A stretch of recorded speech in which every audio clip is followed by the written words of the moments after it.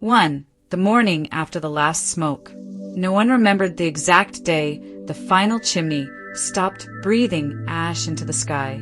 There were no fireworks, no speeches carved into monuments, no single hero standing above the rest.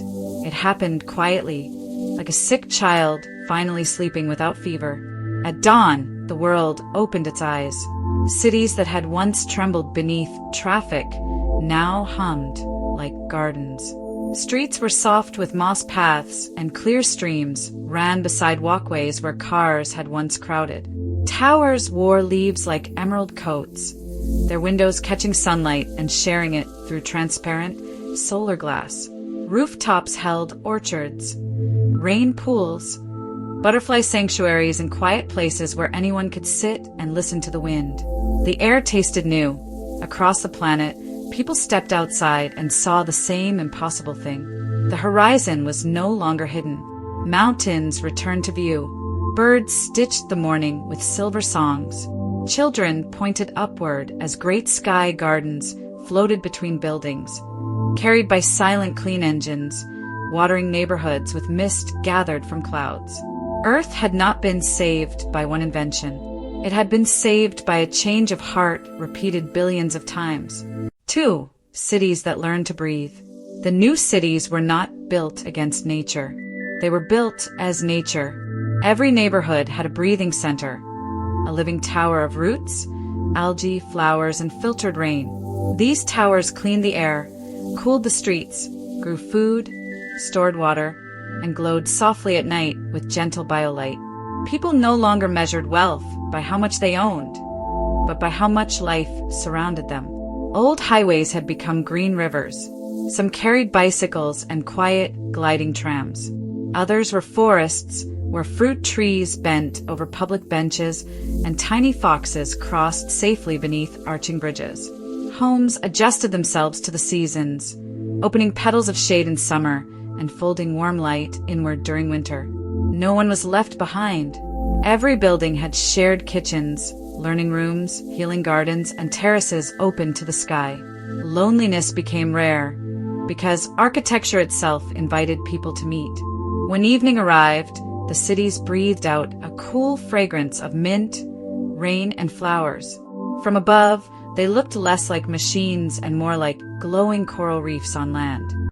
3. The ocean returned its songs. For a century, humanity had listened to the ocean only when it was angry.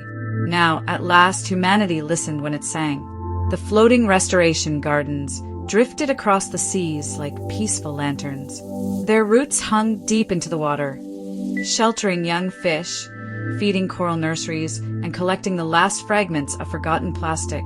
Beneath them, reefs bloomed in colors so bright they seemed invented by dreams. Whales returned to ancient paths. Turtles nested on beaches where soft lights guided them safely to the waves. Fishermen became ocean stewards, gathering only what the sea could freely give and spending most of their days planting reef seeds and guiding travelers through underwater forests. Along the shores, cities built wide blue parks where tides could move as they wished. No wall tried to command the sea. Instead, wetlands, mangroves, dunes, and floating homes danced with the water. One evening, millions gathered along beaches around the world to hear the first global ocean concert. The music came from hydrophones, whales, waves, coral clicks, rain, and human choirs. It was not a performance. It was an apology becoming a promise. 4. The school without walls. In the utopic Earth, school was no longer a box with bells. Children learned mathematics by tracking the spirals of sunflowers. They learned engineering by repairing bird-safe wind kites. They learned history beneath restored forests, where elders told them how close the world had come to losing its colors. They learned kindness by caring for injured animals, growing food for neighbors, and helping design tools for people they had never met. Every child had access to mentors, libraries of light, gardens, observatories, workshops, music domes, and quiet places for wonder. Artificial intelligence did not replace teachers. It became a patient companion, translating whale calls, explaining soil microbes, and helping curious minds ask better questions. There were exams, but they were not tests of fear. They were festivals of making. One group might design a bridge for migrating deer. Another might compose music that helped seeds grow. Another might build a rain catcher shaped like a flower. The greatest lesson was simple and enormous. Knowledge was not power over the world. Knowledge was friendship with the world. 5. The Great Bridge of Species. When the planet healed, the animals returned first as whispers.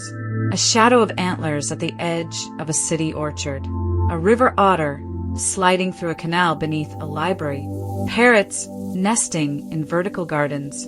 Bees sleeping in warm clay houses built into every balcony. Then the whispers became a chorus.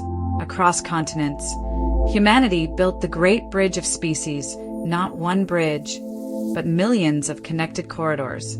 Forest tunnels crossed under rail lines.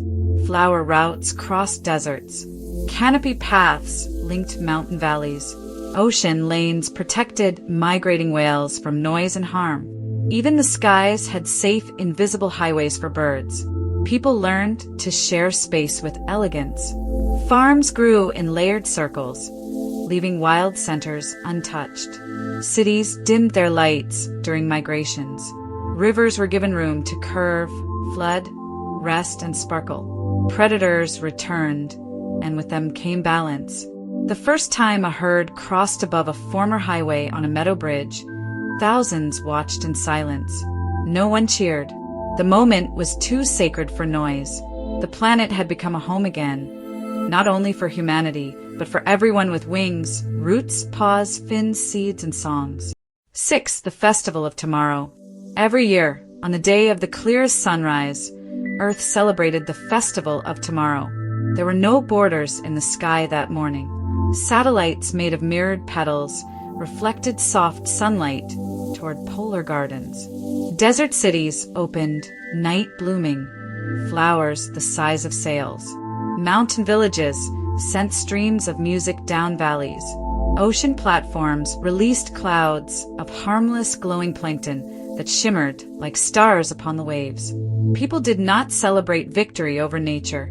They celebrated belonging to it. At sunset, every city, village, island, forest station, and floating garden dimmed its lights. The planet grew quiet enough to hear insects, leaves, distant surf, and human breathing. Then, all at once, the world projected its dreams into the sky. Not advertisements, not commands, but images made by children. Clean rivers, laughing elders, forests without end, animals walking unafraid, homes full of music, stars reflected in restored lakes. The future was not perfect, because perfection had never been the goal. The future was alive, forgiving, generous, and awake. And beneath the glowing sky, Earth kept breathing.